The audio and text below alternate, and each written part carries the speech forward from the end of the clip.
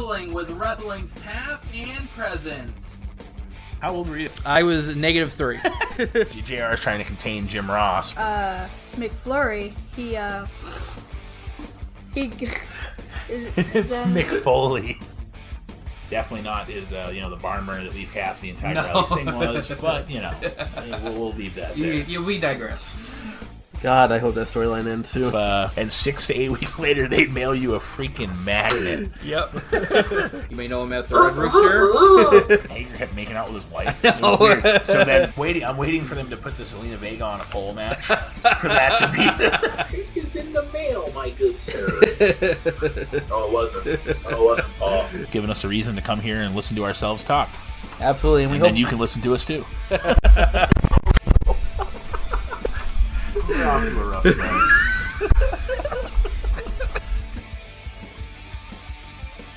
This is Wrestling with Wrestling's Past and Present. I'm Tim Kurt. I'm Roland Fulis. And I'm Mongo. And today we're doing something a little bit different. For the very first time on this podcast, we are covering NXT with NXT Arrival 2014, which happens to be the first live show on the WWE Network. Yeah, that was an added caveat to looking to see what was around at this time. We've been wanting to cover NXT for a while.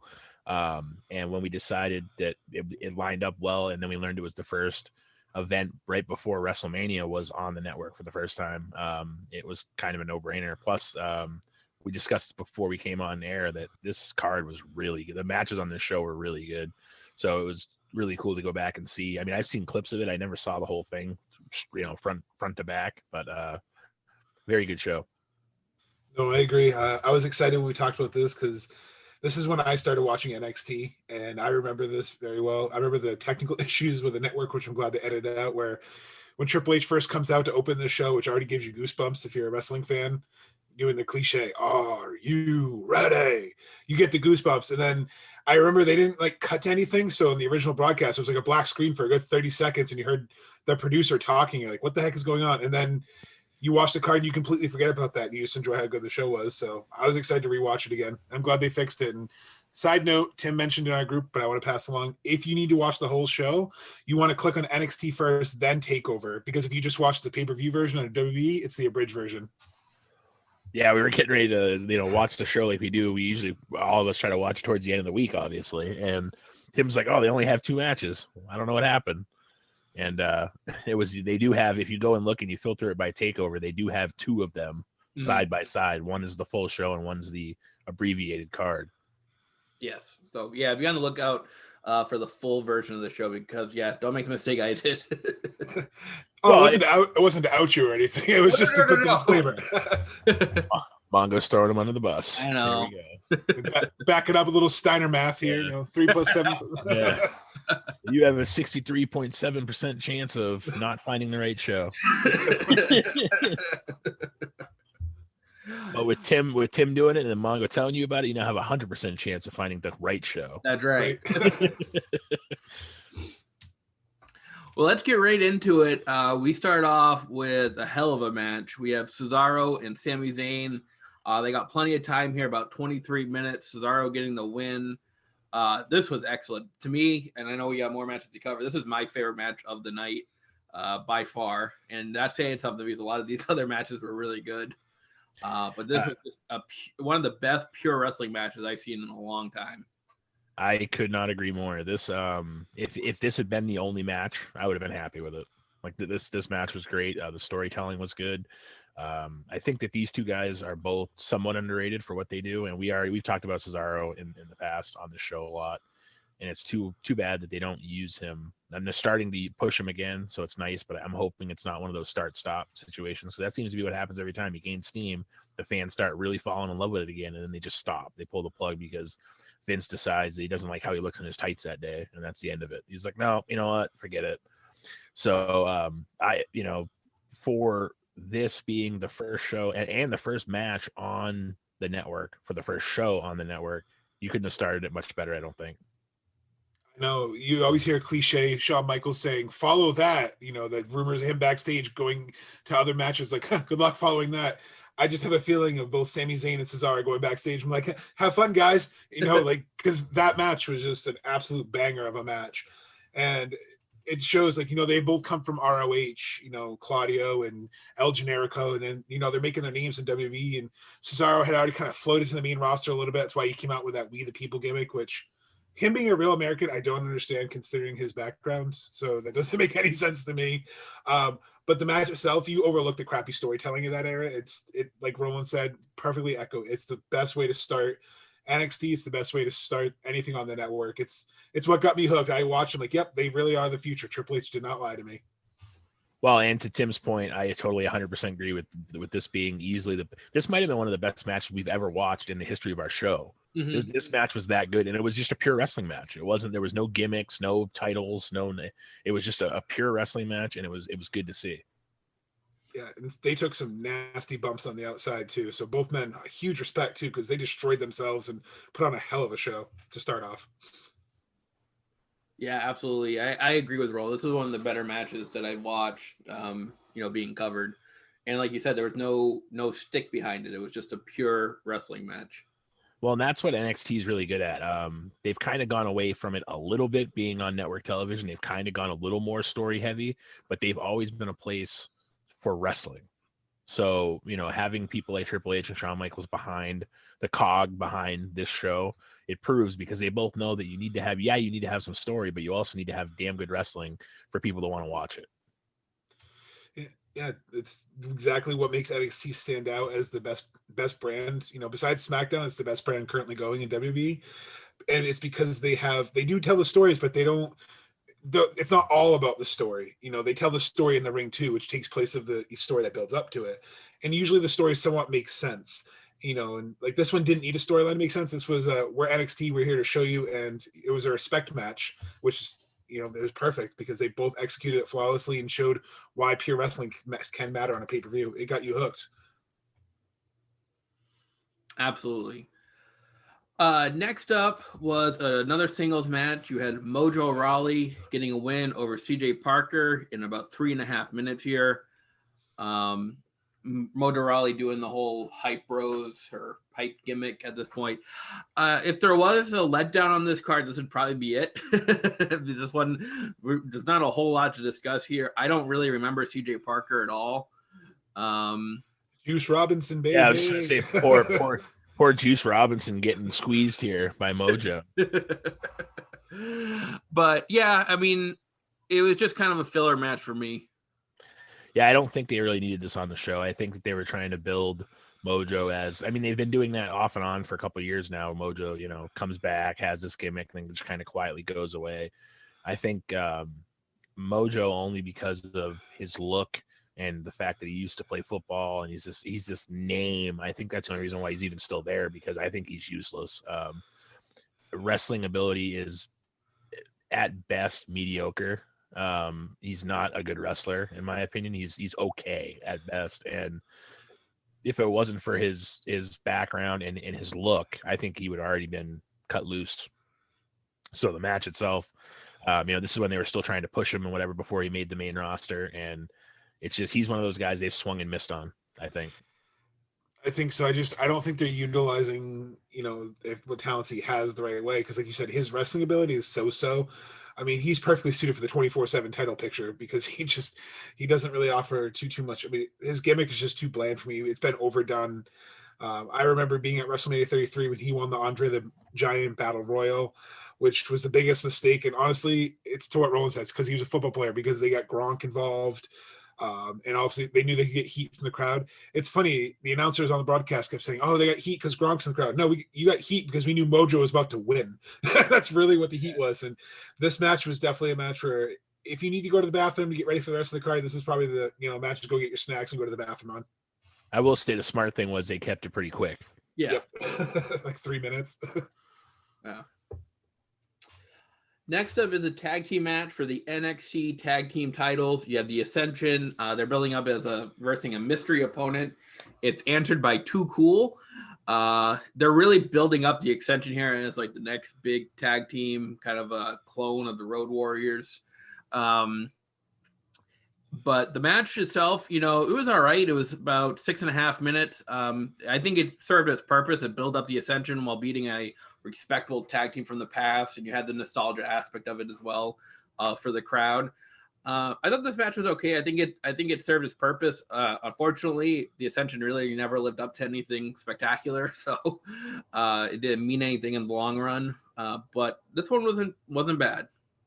So I'm going to premise this by saying, before the Street Profits came from NXT to WWE main roster, name a tag team that's come from NXT that has succeeded. I'll wait. Because they ruined the Ascension. The Ascension had, I mean, I'm not a big fan of the Ascension, but what they had at NXT was amazing. The War Raiders, the Viking Raiders now, what they had at NXT was amazing. And they've, I mean, obviously Ivar got hurt, but they were a comedy act before he got hurt. American Alpha. That's what I'm saying. Like they, for whatever reason, tag teams that thrive in NXT just don't do anything on the main roster other than the Street Profits. And it's too bad because this pay-per-view showcased what they could do. They have more wrestling ability than Mojo, which is nice. Not hard to beat, but nice. So they're bigger guys. They can go, and they were a force. And like Tim said, they destroyed Too Cool. I mean, Too Cool had some spots, but I mean, they decisively put them away, and it did what it was supposed to do. No, I agree. When you first see the card, it says Too Cool, but I remember watching and popping for Too Cool because of Tim said, the nostalgia factor. And side note, really weird to see a bald Scotty Too Hottie. That was really awkward to see. But they, like you guys said, they were a respectable tag team trying to get the Ascension over. I liked the Ascension NXT. They were dominant. They were one of the most dominant tag teams on NXT for a while, and they had some good feuds. And just Vince doesn't understand NXT talent, because not even just other talent, but look on this card, who's been called up and what they're doing. Like you guys said earlier, Cesaro, he fiddle faddles. Sami Zayn gets saddled with some terrible gimmicks, and he can go. CJ Parker, Juice Robinson, he's gone. The Ascension, they're gone. Too Cool. This was their last match before they went on the Indies and Brian Lawler passed away. So, the next people coming up, they're pretty much gone. So it's just crazy to think about. They have all this talent, and they don't know how to use it. And this match was good. It did, like you guys said, it got them over. And it was cool to see Too Cool again, no pun intended. And they did the right thing. They were a veteran tag team that put the young guys over. Yeah, and you mentioned the Scotty Too Hottie being bald reference. In your background, Mongo, I can see the show itself, and Shawn Michaels is probably the next person. When you see him without hair, you're like, to prove the point, like it's like it just doesn't look right. Yeah, Triple H, I would put that in that category too. Well, I've gotten used to that now because he's had his head shaved for what, like 8-10 years now. Yeah. So, but like when you first see Shawn Michaels take his hat off, because it looks like he still has hair, he takes his hat off and there's nothing there. It's like, whoa. He came out, his head was as shiny as a cue ball, glistening, and it just looked really funny. It looked awkward, and but yeah, no, it was a good point by Mongo there.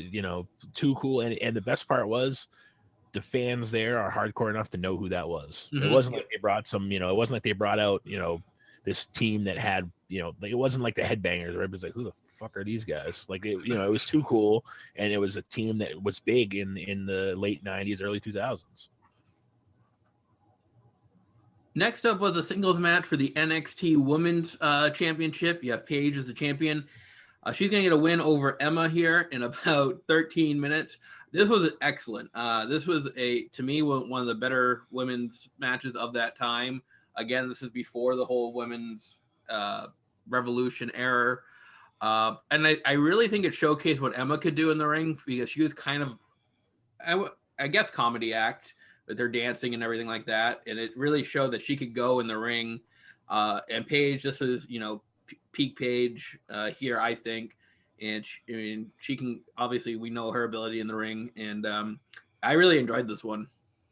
Yeah, and this is like, Paige is like 22, 23 here at this time. So, she's about 28, 29 now. So it's too bad that she got injured when she did, because I think that this showed the potential that she had to be one of the best women wrestlers of maybe all time if she had stayed healthy. Unfortunately, the injury bug got her, and she was she might come back. There's rumors that she's been kind of trolling people on the internet about it. So, maybe it'll happen. I mean, Christian did it for a while, and then he showed back up. So never say never, but to Tim's point, Emma put on a good match with Paige, and the first part they went nuts when she kicked out of the Paige turner. They made mention that nobody's ever done that. So, these two had very good chemistry together. I think this match was it was a sleeper type match on the card, because you look at the card, you're like, oh, it's Paige and Emma, it can't be that good, but really it was a damn good match. Yeah, this would probably be my match that I tied with number. This and the Cesaro match probably tied for the best matches on the card for me personally. This was also too, Paige, like Tim said, was riding her hot streak. She had her undefeated streak when she came into NXT, because if you guys watch Fighting with My Family, either the documentary or the movie with The Rock, it shows that she's been wrestling since she was like 6 years old. So she had experience in the ring because her parents are famous wrestlers. So it showed how fluid she was in the ring. And then Emma, people kind of crap on her, but Tennille Dashwood is a phenomenal talent. Right now, she's in Impact Wrestling. Her gimmick is really funny. She's doing like an influencer type of gimmick, but she's so solid in the ring. I think that this match was such a missed opportunity to me. They could have built a really good Mickie James or Trish Stratus style feud with these two, because they had such great chemistry in the ring.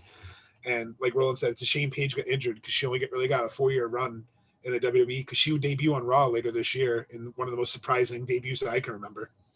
Yeah, I mean, she comes out as somewhat of an unknown and beats AJ Lee on her first night.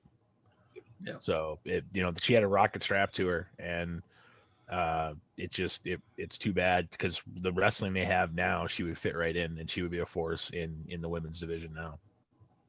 Funny story, I gotta tell her, Emily's gonna murder me, but especially when she hears it. But we were at WrestleMania 35, and she was taking Cam to the restroom, and all of a sudden she heard Paige's entrance music and the iconic scream, and I literally remember her telling me she ran from the concourse to the guardrail because she didn't want to miss Paige's entrance, because she had no idea what was going on, because she's such a Paige mark in a good way. But that's how much Paige influenced people. I mean, my fiance pretty much got back into wrestling because of Paige, because she loved her character, loved her gimmick, and she was like, loved her submission style. And that Paige turner was such a beautiful finisher. Mm-hmm. So did you guys lose Cam, or was Cam like, how did? Oh, she was holding him running. No. Dragging him along. Come on, Cam, let's go. See you later. We haven't even gone yet, but you can pee later. Yeah, no, it's yeah. And I imagine too at Mania, it's probably a cluster to begin with. So yeah, and it was in the New Jersey, so that stadium is just a crap hole. Sorry for any fans who maybe like it there, but the way it flows is nothing compared to other stadiums I've been to. You pretty much have to go like counterclockwise and clockwise in certain areas. It's too confusing. Just let me go to my seats. It took us like an hour to get to our seats just because you had to walk this weird traffic pattern to get there. Crazy. Sorry to digress. Yeah. And I apologize to Emily for Mongo. So there is none. Next up, we're supposed to have a match between Tyler Breeze and Xavier Woods. That did not come to fruition, as Alexander Rusev comes out and just lays waste to both of these competitors. Obviously, it's just a segment here to build up Rusev, and as a powerful performer. And it did for a while. He was the Bulgarian Brute here at one time, and then then when he went to the main roster, he was the Russian Sympathizer, and then he became the Bulgarian Brute again. See, a little bit of an identity crisis there. I think it's when he cut his hair, they didn't know what to do. They're like, You don't look like a heel anymore. Damn it, why'd you get a haircut? Not to cut anybody off, but did anybody really realize that Xavier Woods came out to Funk Is on a Roll? Yes. Yeah. Yeah, that was interesting. Interesting to note. Yeah, he had a really weird gimmick in TNA prior to coming into the WWE, where he Consequences Creed, baby. Yes, where I was gonna say, if anyone's seen the movie Rocky, he basically played like an Apollo Creed, or even the movie Creed. He kind of had that gimmick where he did Consequences Creed, and I think he kind of took parts of that gimmick because this is when he was finding himself. Because I'm sad we didn't see this match. These two are damn good wrestlers. You can make fun of Tyler Breeze all you want. He's phenomenal. Him, Sean Spears opened up a wrestling school. It's one of the top rated wrestling schools in Florida right now because of how good he is. And I just feel bad that these guys were the sacrificial lambs to Alexander drop my first name, Rusev. I was going to point that out too. This is back when he had two names. Well, Vince hates two names. Yeah. Well, I mean, he gave Apollo his last name back. So Apollo was Apollo for 2 months, and then it's it's Apollo Crews.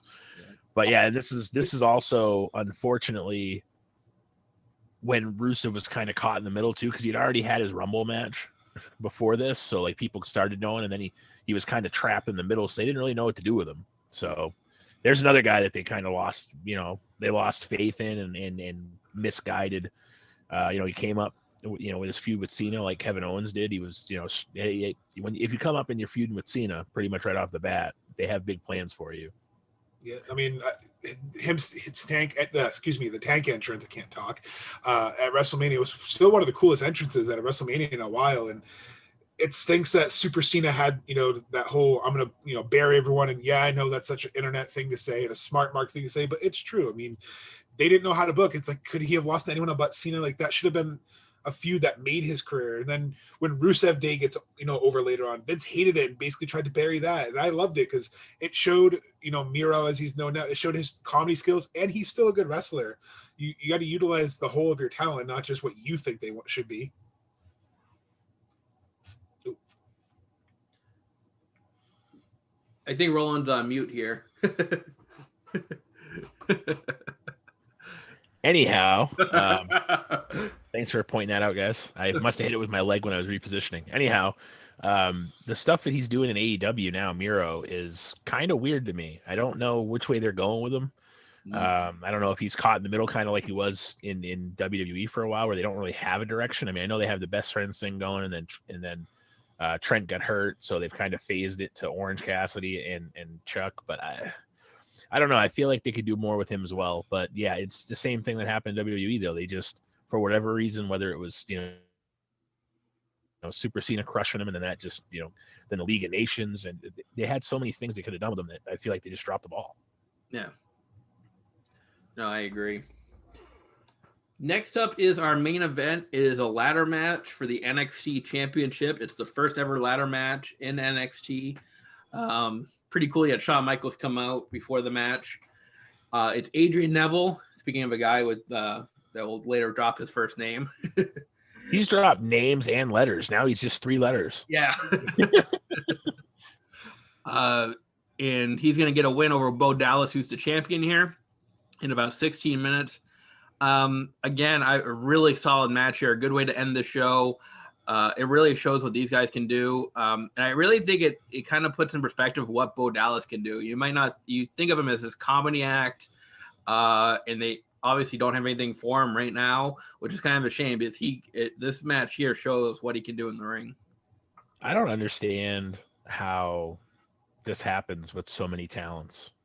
This thing with Bo Dallas right now might be the worst thing that WWE's done in a long time, where like they just don't have anything for him. And I don't understand how that can happen. I mean, I know they phase new people in. I know some people leave, but how do you not have a spot for what was one of your longer reigning NXT champions? Like, I don't understand. First inaugural too. Well, and not only that, I mean, you had Rollins, then you had, who did it go to in between? Because Bo Dallas was the third NXT champion. So like, it's just, I don't get how, if you have that much faith in him, and again, this is a Vince Triple H thing. If you have that much faith in the guy to lead the company for 280 days or 260 days, whatever it was, there's 2 different numbers online because of different, when stuff is shown and when it's taped and everything. So it's over 260 days, put it that way, to put a title on someone, to then bring him to the main roster. And now he's been in catering for what, a year? I mean, we haven't seen him on TV in forever, and he's still under contract and he's going to shows, and it's reports are they just have nothing for him. I don't get that. I just don't.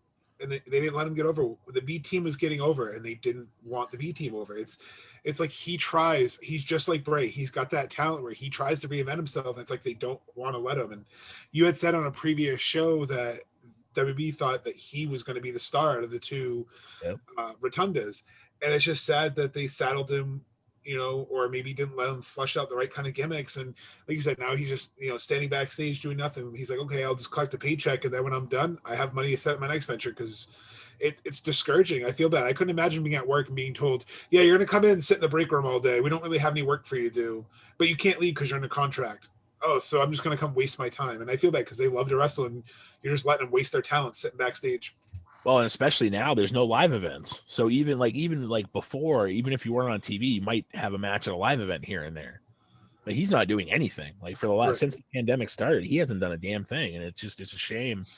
You know, and Neville, I mean, for him to talk about a guy that they just didn't, you know, treat the right way. He is one of the more notable names now worldwide and on AEW. He, you know, the matches he has and some of the stuff he can do, and they were talking about it here, you know, the man gravity forgot and whatever not. He does some stuff that nobody else can do, and WWE is like, he's small, we don't want him. It's like, what? I don't get it. I just don't. This card also shows how discouraging some of the NXT talent, how discouraging it is for a fan to watch what they can do at NXT, to then be shit on at the main roster level, to then either leave or not be on TV because they have nothing for them. Unfortunately, is what this showed me. Or pull a Finn Balor and have to go back to become relevant again because Vince doesn't understand you. Yeah. Because how ironic that, you know, 7 years later, the top NXT Finn Balor is going to debut like 7 months later from here. So yeah. It's weird. You were talking earlier how the network went Peacock went full circle, but even NXT is kind of going full circle. Like Adam Cole doesn't want to leave NXT, and I can't blame him because why would he want to go to get jobbed on SmackDown? Like it just doesn't make sense. Tommaso Ciampa is the same way. Gargano is the same way. They don't want to leave because they've seen what it's done. You know, I mean, like 1 in 10 succeed is what it turned into. Very little. Yeah, it's crazy. I mean, and it's not good for the morale of the guys, I think, in NXT because it's not worth it getting promoted to the main roster at this point because they're not. Especially if they're not going to cut you off, but especially if they're not going to use them right, or they've seen so many guys over. It's been, you know, so long. Like I said, name somebody from NXT that has done anything for any length of time. Yeah, you have pushes here and there, but there's the main guys aren't NXT guys. The main guys are, you know, I mean, Roman Reigns was kind of an NXT. I mean, you know, it's splitting hairs at that point. FCW, you know, NXT, whatever. Rollins, you know, some of these main guys, they didn't, you know, you have, you know, Bray Wyatt. There's not very many guys. And then, you know, how do you not put like a Bo Dallas with Bray Wyatt? You have this Fiend gimmick. Why couldn't he be like his friggin' sidekick? Like, you mean to tell me you couldn't put him in a mask or put him in something or put him in a something? Because look what it's done for Alexa Bliss. Not to cut you off, Tim. I know you're going to say something, but look what it's done for Alexa Bliss. You put her career is now, everybody's like, wow, this is one of the best things going. Well, I think they're teasing a new type of Wyatt family because there was a artist rendering that leaked out. And again, it's the internet, so Photoshop is a thing. But it showed another person in a Fiend type of mask, and it looked like Bo Dallas because of the hair. And then it showed Alexa, so it said "Family's Home." So again, I don't know. It could be a fan drawing that someone, you know, tweaked and photoshopped and leaked. But like Rose said, that'd be such a good gimmick for him. And maybe he'd want to work with his brother. We don't know. Put him in Retribution. I don't care. Do something with it. No, I mean, he would fit that. He would fit that Retribution mold. Rebrand him as whatever you want. Rebrand him as Taylor Rotunda. I don't care, but do something with him. Yeah, I mean, you can't tell me that he's not even worthy of the 24/7 title picture, right? Even that. I mean, but I agree with the Bray Wyatt. It's just sad gimmick, because since Bray is off television right now, it's really a perfect time to introduce Bo Dallas as, you know, in a program with Randy Orton. Like, I'm going to seek retribution for my brother. Right. And they don't even have to acknowledge it because everybody already knows. Everybody knows. Right. So it's one of those things that you could just kind of like sneak under the rug and be like, hey, look at this. Bo Dallas is back on TV and he's helping his brother, his real life brother. Well, we're running out of time, but that is our rundown of NXT Arrival 2014. Highly recommend this show. Again, for me, my favorite match was the Cesaro-Sami Zayn match. Close second was the Paige-Emma match for me, and then the main event was really good too. So, you know, excellent. Definitely recommend watching this one. Yeah, I think that if you want to see pure wrestling at its finest, if you're that kind of person that more or less to use the term gets off on pure wrestling, especially the first match, if you didn't watch that with your mouth open and have to go push your jaw back up because some of the stuff they did, then you're not a pure wrestling fan. You're in it for the gaga and the gimmicks and stuff, which is cool and everything, but you have to, you know, you have to see those matches. You have to have these pure wrestling matches for it to mean something and for you to stay entertained. agree. There's not much more that can be said. I give this an 8.5. I'm going to give this high praise. Probably one of the best pay-per-views I've done since joining the show, and one of the best ones I've watched again in a long time. So, like Roland said, if you're a pure wrestling fan, watch this because wrestling is a buffet. There's something for everyone. And this one, you felt stuffed. So coming up for you guys next week, we're doing something different again. We're going to cover actually a old school Raw from March 4th, 2013. Looking forward to covering that. We have never covered an actual Raw before, and that should be pretty entertaining, and that's going to come up for you guys next week. Until then, everybody have a great week. We'll be back next Saturday at 5. Take care. I'm Tim Kurt. Watch us or listen to us on Spotify as well. I'm Roland Fulis. And I'm Mongo, NXT. And this is Wrestling with Wrestling's Past and Present. I hope you're all having a nice day. Watch us on Spotify. Fucking putz.